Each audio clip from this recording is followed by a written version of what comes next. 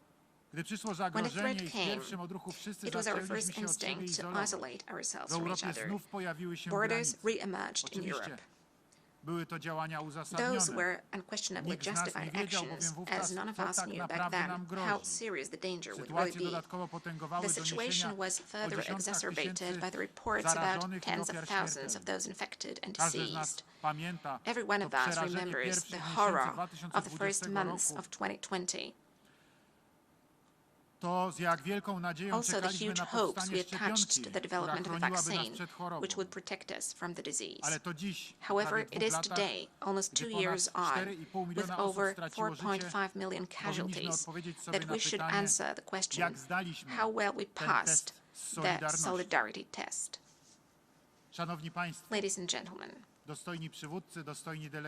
esteemed leaders, esteemed delegates, I salute those who won the vaccine battle in laboratories and those who, risking their own health and lives, vaccinated hundreds of millions of the cohabitants of our planet. But was the access to vaccines fair? Did we not forget that in a pandemic, a vaccine is more of a human right than a commodity regulated by market principles? I wanted Poland to be, right from the start, a country of solidarity, a country not guided by the rule the weaker has to die.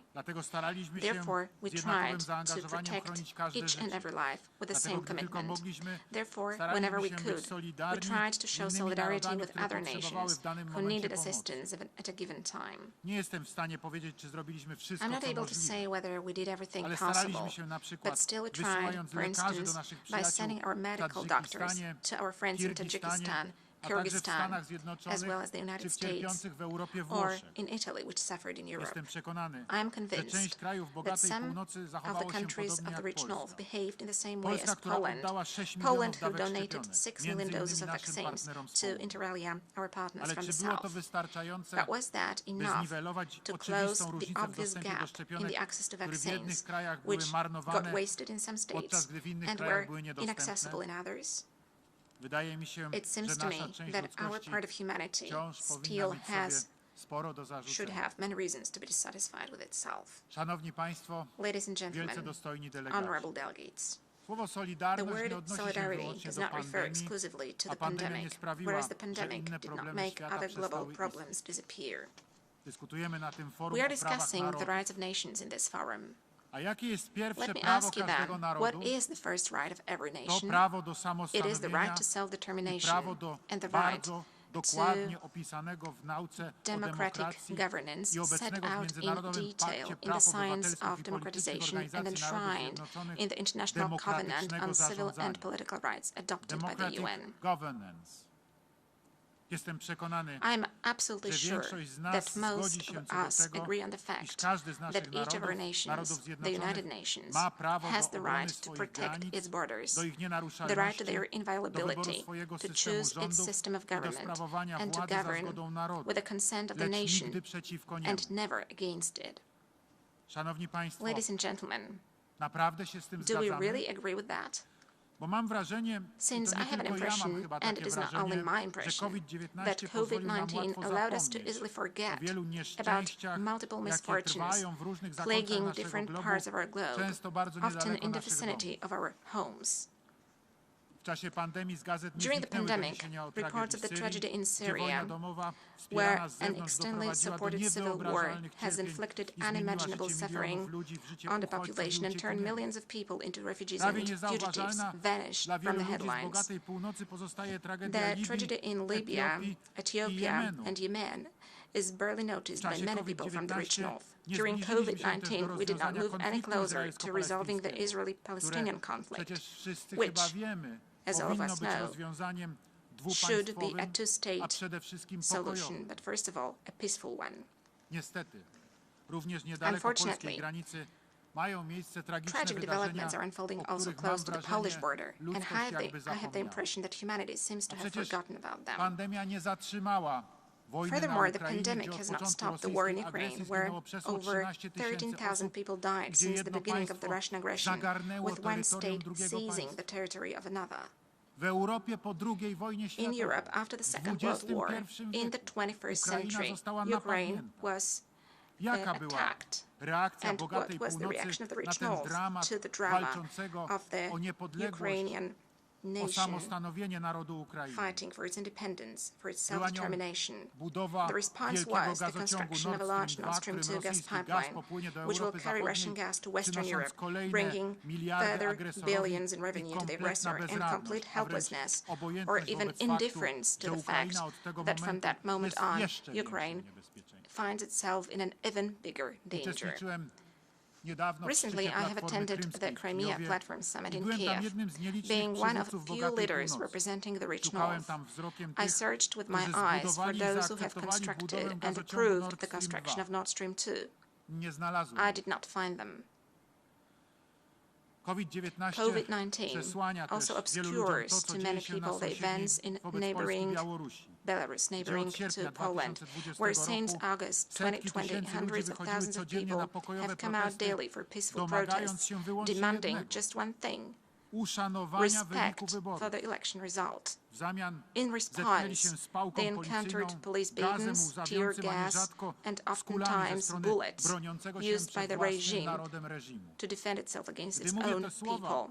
As I speak, more than 650 persons are imprisoned in Belarus, the majority of them young women and men, patriots, who simply wanted to choose their leader in fair elections. They are suffering in prison due to political reasons.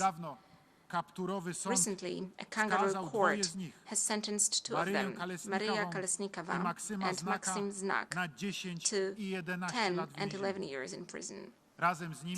Along with them, the leaders of the Polish minority in Belarus are either detained or imprisoned for their democratic activity: Angelika Borys and Andrzej Poczobut. These are just a few names from among hundreds of those persecuted. We demand the release of all of them and expect greater solidarity from the international community with the nation of Belarus, who simply wants to have a fair state, to have a fair democracy.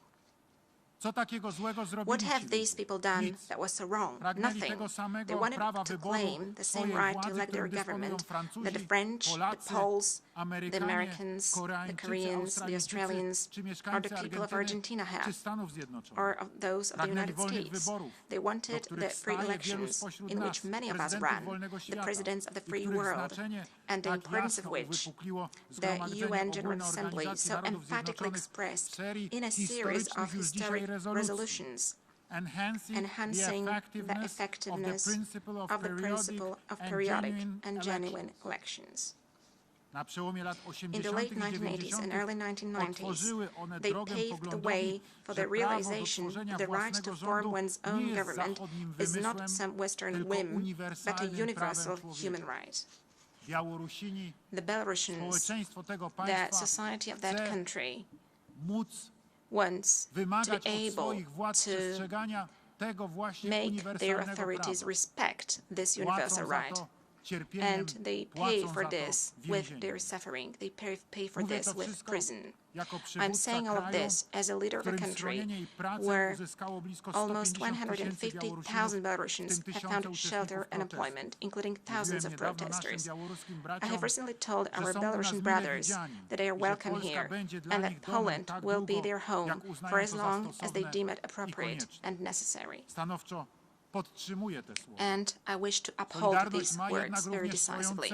But solidarity comes at a price, because regimes defend themselves not only against their own citizens, but also against democratic states. The response of the authoritarian regime in Belarus has taken the shape of an unprecedented hybrid attack on the borders of Poland, Latvia, and Lithuania, the three countries on the eastern flank of NATO and the European Union. For many weeks, the regime of Alexander Lukashenko has been bringing tens of thousands of desperate inhabitants of the Middle East into its country, forcing them under police beatings to cross our borders in an attempt to create an artificial humanitarian crisis.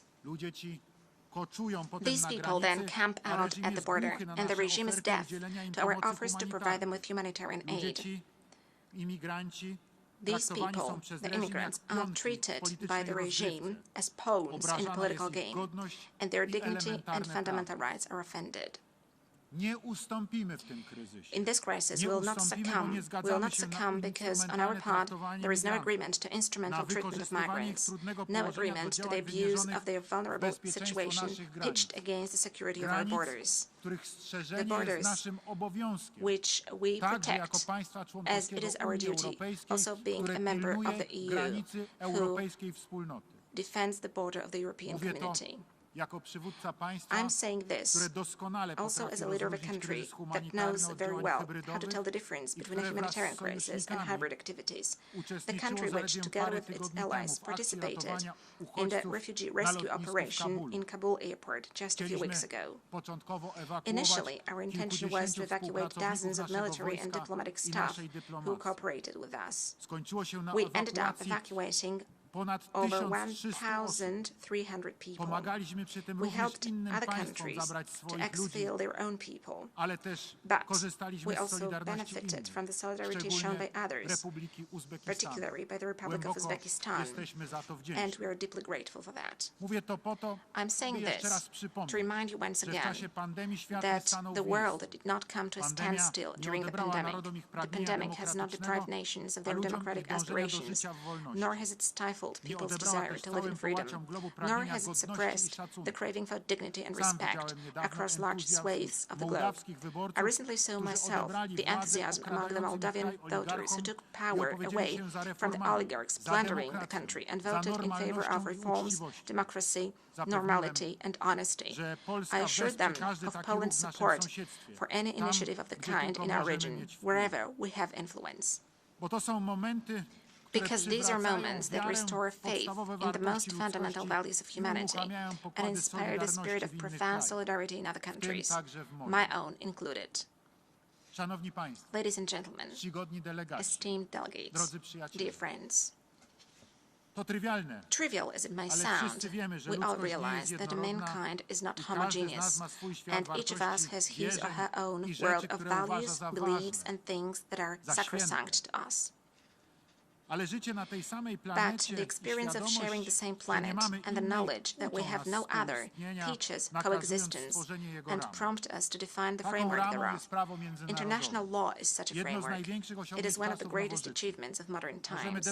We can debate at length about reforming the UN system, but each of such debates comes down to one thing: how to promote the United Nations' role in securing the primacy of international law, because we want to live in a world founded on law, not on force.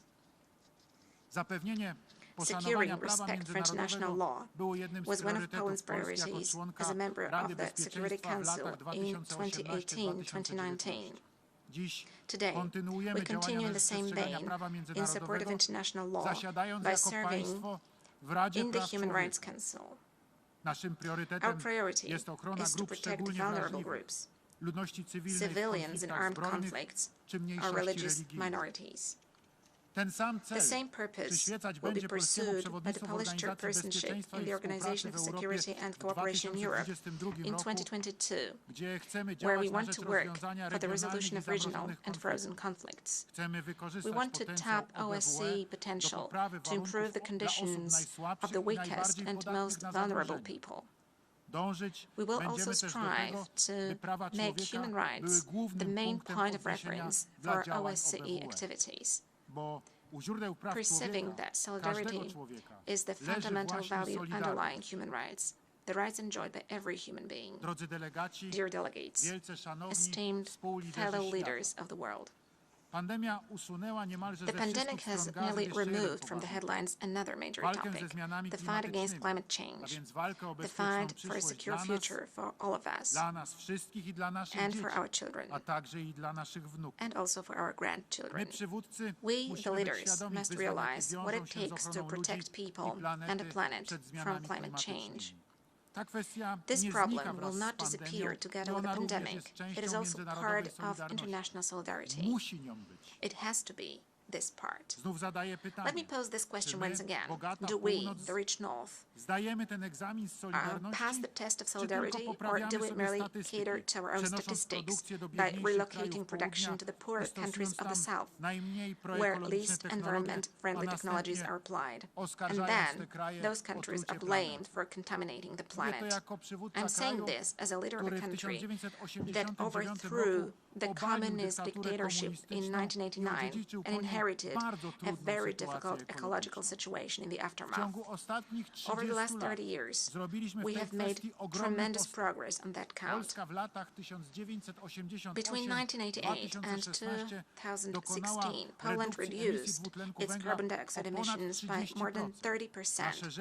Our rivers and air have become cleaner, and the country much greener.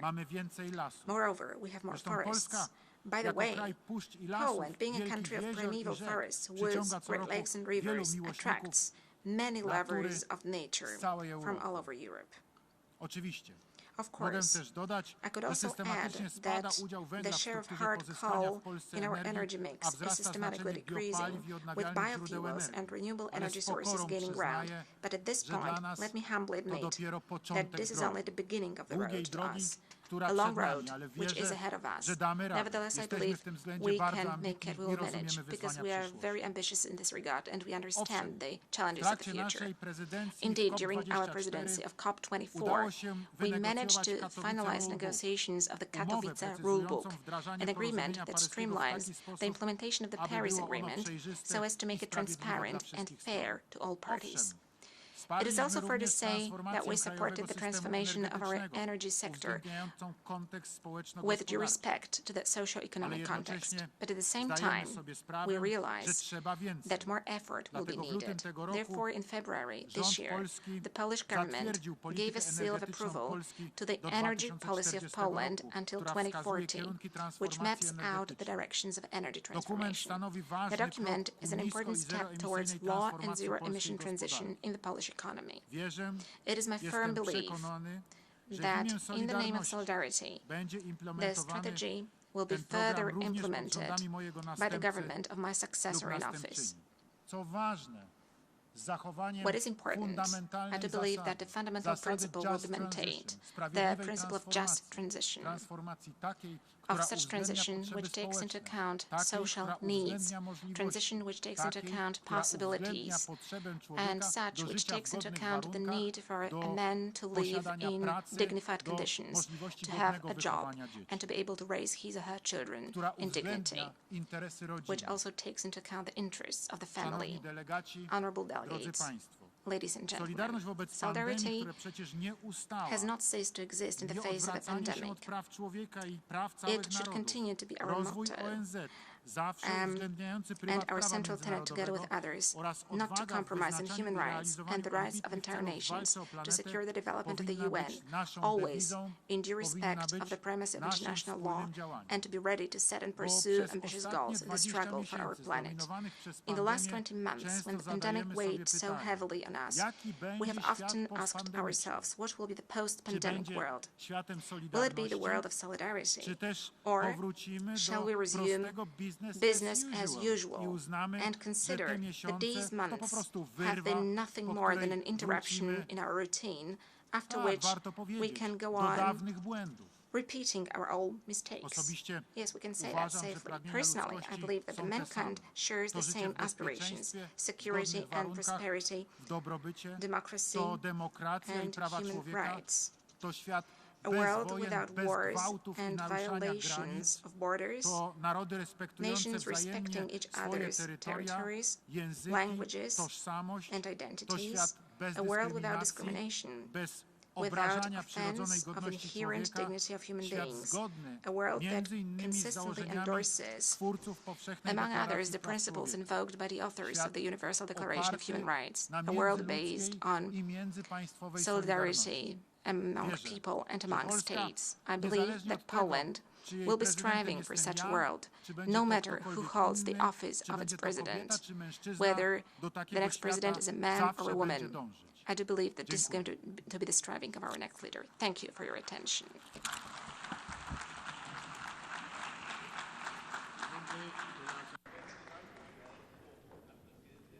De Polonia.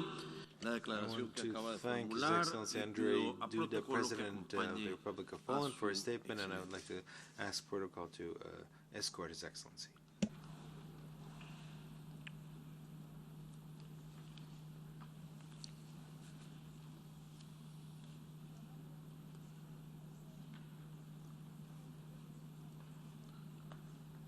A continuación, la Asamblea General escuchará the General Assembly will discurso del listen to a statement by His señor Excellency Guillermo Lasso Mendoza, presidente constitucional de la Constitutional President República of the del Republic Ecuador. of Ecuador. Pido a protocolo que I acompañe would like a to su ask excelencia. protocol to escort His Excellency to the rostrum.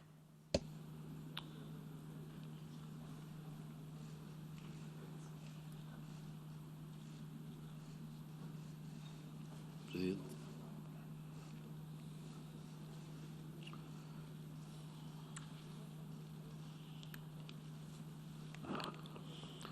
En nombre de la Asamblea General, On behalf of the General Assembly, tengo el honor de dar la bienvenida I have a the las honor Naciones of welcoming Unidas to the United Nations al excelentísimo His señor Guillermo Excellency Lasso Guillermo Mendoza, Lasso Mendoza, presidente constitucional Constitutional de President la hermana of República the del Brethren Ecuador, Republic y lo invito of a Ecuador, dirigirse a and la I Asamblea invite him to General. address the Señor General Presidente. Assembly, Mr. President.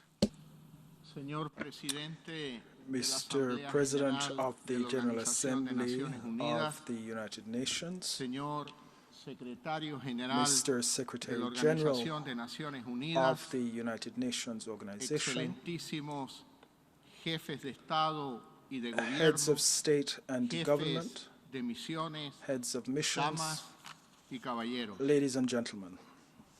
Es un distinguido honor It is a para distinct mí honor for me intervenir por to take the primera vez floor for the first ante time esta Asamblea in General this General en Assembly calidad de in my Presidente del capacity Ecuador. of President of Ecuador. Vengo con plena I conciencia am here de las fully expectativas aware que un of nuevo the gobierno expectations genera, that a new government no creates not solamente only en los in ciudadanos que the me eligieron, citizens who sino elected me, también but also entre las in naciones the del mundo nations of the a world quienes hoy that I me am dirijo. now addressing. Y no es para menos And with reason. lo que hoy vive el Ecuador. What Ecuador es is now mucho más que el experiencing is inicio much de una more nueva than just the administración. beginning of a new Fuimos administration. elegidos We were bajo una elected promesa on a de promise of cambio change y de generación de and of the oportunidades, creation of de opportunities, retorno a una of plena restoring democracia full e democracy integración al and mundo.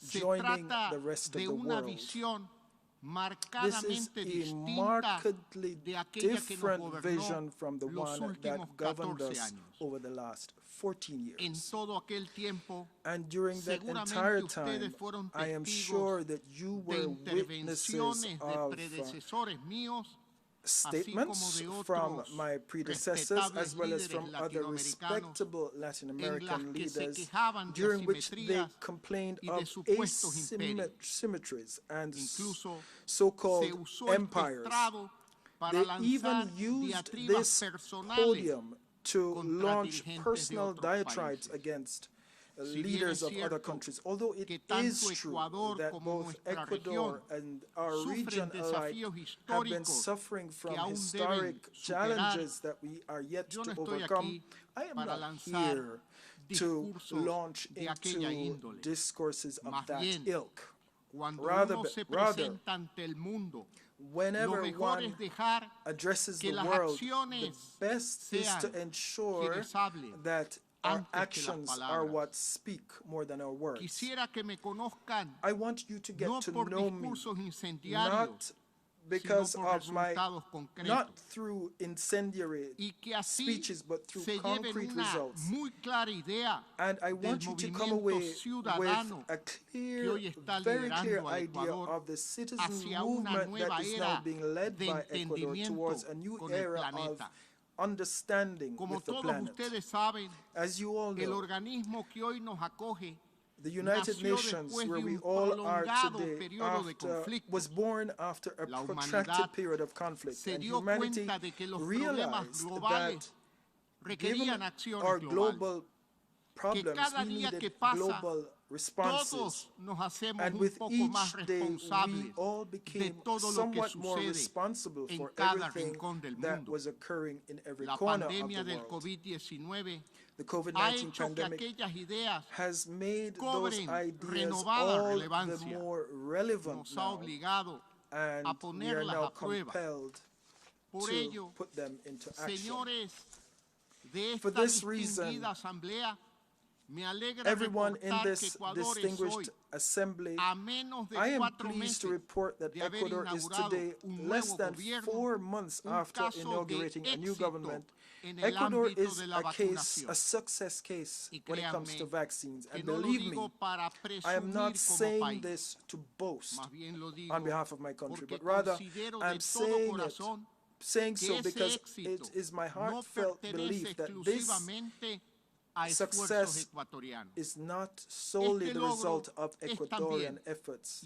This success is also, and to a great degree, a credit to global diplomacy. During a recent conversation I held with the President of the People's Republic of China, he surprised me by saying, President, you already said it before. Health has no ideology. Indeed, I had used those words when I delivered my inaugural speech, and which confirms for me the power of international cooperation when we simply stop and listen to each other.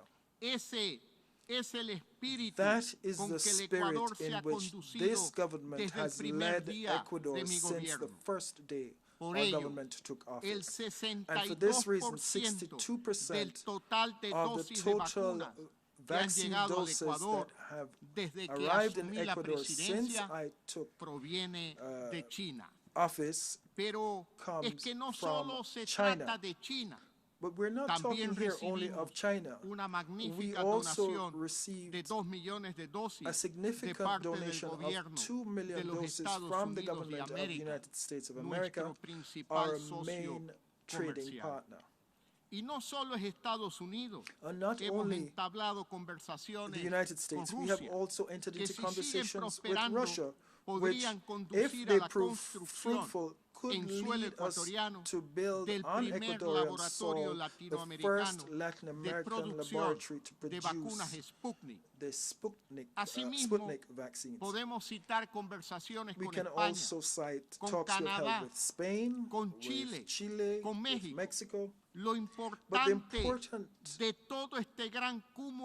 point in this whole range of actions is not only the number of governments involved, but rather the number of lives that have been saved in Ecuador.